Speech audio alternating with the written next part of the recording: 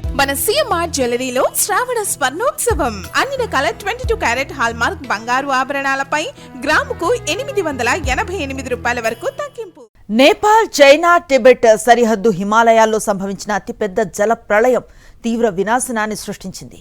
1700 అడుగుల ఎత్తులో ఉన్న హిమానీ నది నుంచి అర్ధమైలు వెడల్పు ఉన్న భారీ మంచు కొండ చర్య తెగి పట్టడంతో ఈ దారుణ విపత్తు సంభవించింది.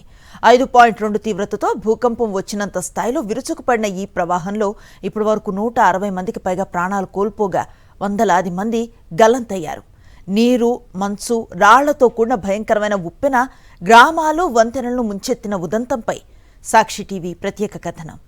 హిమాలయాల్లో సుమారు 17,000 అడుగుల ఎత్తులో ఉన్న భారీ మంచుకొండ ఒక్కసారిగా కింద ఉన్న లోయలోకి జారిపట్టడంతో ఈ వినాశనం మొదలైంది. కెనడాలోని కాల్గరీ విశ్వవిద్యాలయానికి చెందిన జియాలజిస్ట్ డానియల్ షుగర్ శాటిలైట్ చిత్రాలను పరిశీలించి తెలిపిన వివరాల ప్రకారం సుమారు 6 మైలు వెడల్పు ఉన్న మంచు చర్య అత్యంత ఎత్తు నుంచి పట్టడంతో ఒక అణుబాంబు పేలినంతటి శక్తి విడుదలైంది. దీంతో క్షణాల్లో మంచు కరిగి ఉద్ధృతమైన వరద నీరుగా మారి బోటేకోషి, త్రిశూలి నదుల గుండా విరుచుకుపడింది.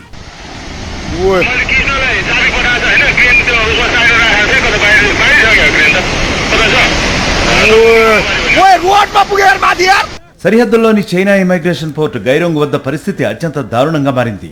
హఠాత్తుగా విరుచుకుపడ్డ బురద, మంచు నీటి ప్రవాహాన్ని చూసి ప్రజలు పరుగులు తీస్తున్న దృశ్యాలు సోషల్ మీడియాలో వైరల్ అవుతున్నాయి. ఈ జలప్రళయంలో నేపాల్ భూభాగంలో 157 మంది మృతి చెందగా టిబెట్ పరిధిలో 3 మరణించినట్లు ప్రాథమికంగా ప్రకటించారు. అయితే మృతుల సంఖ్య ఇంకా పెరిగే అవకాశం ఉందని అధికారులు భావిస్తున్నారు. పర్యాటక రంగానికి తీవ్ర దెబ్బ తగిలింది. నేపాల్ టూరిజం బోర్డు తెలిపిన వివరాల ప్రకారం కైలాస మానస సరోవర యాత్రకు వెళ్లిన 100 మందికి పైగా భారతీయులతో సహా మొత్తం 391 మంది విదేశీ పర్యాటకులు అదృశ్యమయ్యారు. Britain, America, Australia, Netherlands, Malaysia, South Africa దేశస్థులు ఈ జాబితాలో ఉన్నారు. నదీ పరివాహక ప్రాంతాల్లోని అనేక పాఠశాలలు, జల విద్యుత్ ప్రాజెక్టులు, రవాణా వంతెనలు కంటికి కనిపించకుండా కొట్టుకుపోయాయి. ఎలాంటి వర్ష సూచనలు లేకుండా హిమనీనదం విరిగిపడి సంభవించిన ఈ జలప్రళయం హిమాలయ పర్యావరణ వ్యవస్థపై తీవ్ర ఆందోళనలు రేకెత్తిస్తోంది. ఆర్మీ నేతృత్వంలో రెస్క్యూ చర్యలు వేగంగా జరుగుతున్నప్పటికీ బురదలో కూరుకుపోయిన వారిని కాపాడటం సవాలుగా మారింది.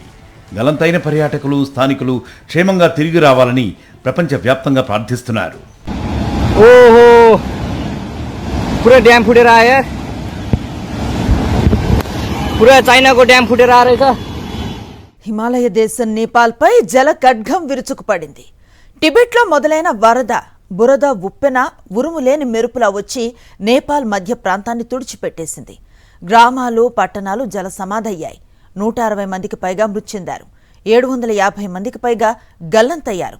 వారిలో 100 మందికి పైగా భారతీయులే ఉన్నారు. ఇందులో 77 మంది ఈషా ఫౌండేషన్ యాత్రికులున్నారు. వరద దెబ్బకు నేపాల్లో భవనాలు, వంతెనలు కొట్టుకుపోయాయి. దాదాపు డజనుకు పైగా జల విద్యుత్ కేంద్రాలు తీవ్రంగా దెబ్బతిన్నాయి. దీంతో నేపాల్లో అంధకారం నెలకొంది. ప్రమాద సమాచారం తెలిసిన వెంటనే నేపాల్ ప్రధాని బాలేంద్ర షాకు ప్రధాని మోదీ ఫోన్ చేశారు.